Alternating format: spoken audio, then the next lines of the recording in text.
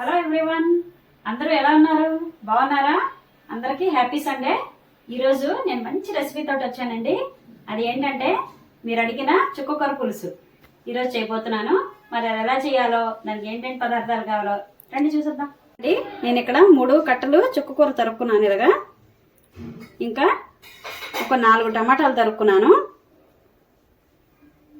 ఒక 2 పచ్చిమిరపకాయలు చీలికలు కోసుకున్నాను ఇలాగా. నెక్స్ట్ 2 ఎండుమిరపకాయలు, ఇంగువ, జీలకర్ర, మెంతులు, ఆవాలు, పసుపు, కారం, ఉప్పు.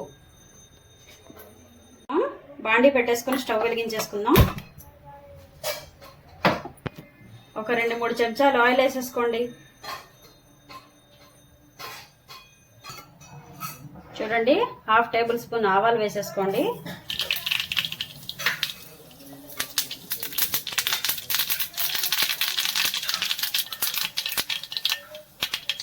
ఆవాలు చిట్టుపట్లాడే కదా, చూడండి ఒక 2 మెంతులు వేసేసుకోండి. ఈ మాత్రం మెంతులు అయితే సరిపోతాయి.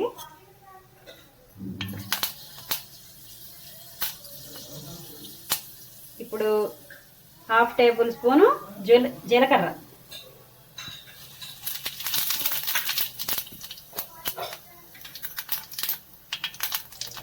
ఒక చిటికెడు ఇంగు వేసేసుకోండి.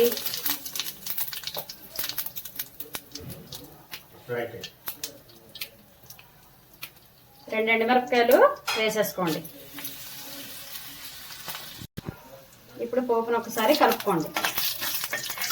ఇప్పుడు టమాటా, పచ్చిమిరపకాయలు వేసేసుకోండి.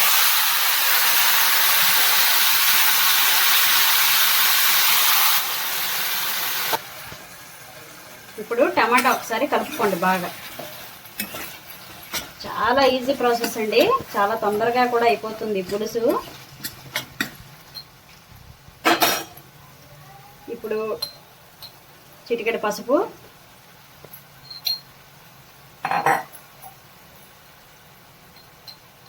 హాఫ్ టేబుల్ స్పూన్ కారం, ఎందుకంటే పచ్చిమిరపకాయలు ఎండుమిరపకాయలు వేసుకుంటాం కాబట్టి 1/2 టేబుల్ స్పూన్ వేసుకోండి. మీకు కారం కావాలనుకుంటే ఇంకొంచెం వేసుకోవచ్చు.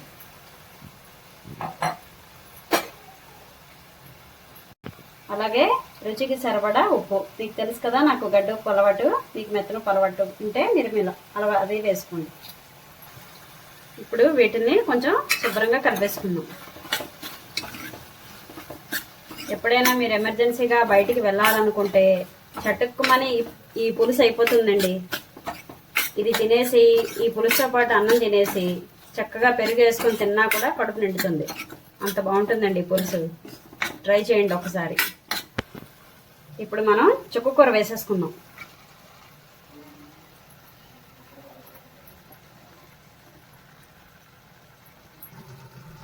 దీన్ని ఒకసారి శుభ్రంగా కలిపేసుకోండి.